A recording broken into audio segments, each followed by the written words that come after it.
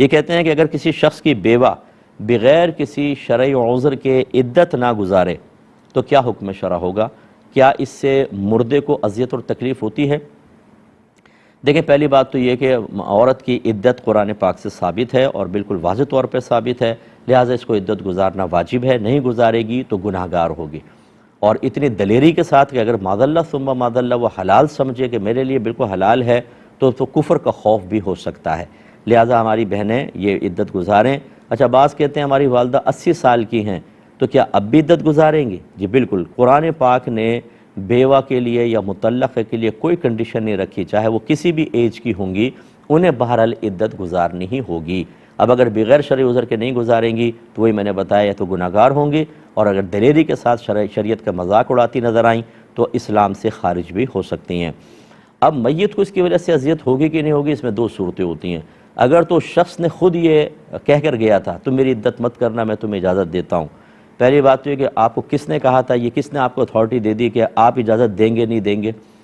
پہلی بات تو یہ۔ دوسری بات یہ کہ جب اس طرح کی کوئی وصیت کر کے گیا، بالکل اس کو عذاب ہوگا، کیونکہ اس نے اپنے گھر والوں کو ایک گناہ کی اجازت دی ہے اور اللہ تبارک و تعالیٰ اس کے رسول کے مقابل اپنے آپ کو گویا کہ کھڑا کر لیا کہ اللہ فرمائے، رسول فرمائے عدت کرو، اور یہ پپو صاحب کہہ رہے ہیں کہ عدت نہ کرو، تو اس شخص کے لیے پھر آخرت میں رسوائی ہے بہت زیادہ۔ لیکن اگر گھر والے، اس نے مرد نے ایسی کوئی وصیت نہیں کی، عورت اپنے طور پہ کر رہی ہے، تو اللہ تعالیٰ کسی جان کو کسی اور جان کا مکلف نہیں بناتا، نہ وہ کوئی جان کسی اور جان کا بوجھ اٹھائے گی، لہٰذا بیوی پہ وبال ہوگا، شوہر پر نہیں ہوگا۔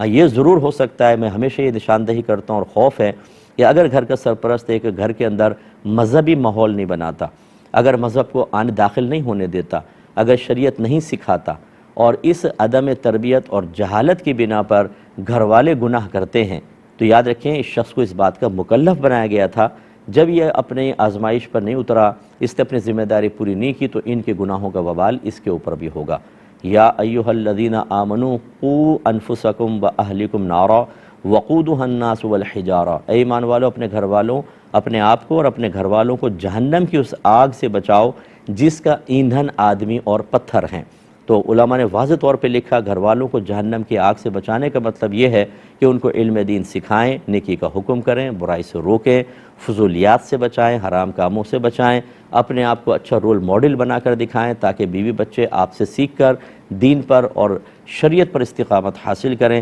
جو اس بات کو نہیں مانے گا، جو قرآن پاک کی تعلیمات کو معمولی سمجھے گا، تو پھر یہ حدیث میں بار بار ذکر کرتا ہوں، ذہن میں رکھیں، سرکار نے فرمایا کلکم راعٍ وکلکم مسئول عن رعیتہ، تم میں سے ہر شخص نگہبان ہے، ہر شخص سے اس کے ماتحت کے بارے میں سوال ہوگا۔ پھر سرکار نے فرمایا مرد سے اس کے بیوی بچوں کے بارے میں کویسچن ہوگا، عورت سے شوہر کے گھر اور بچوں کے بارے میں کویسچن ہوگا، کھڑا کر دیا جائے گا اور اللہ تعالیٰ پوچھے گا بتاؤ گھر والوں کو علم سکھایا تھا،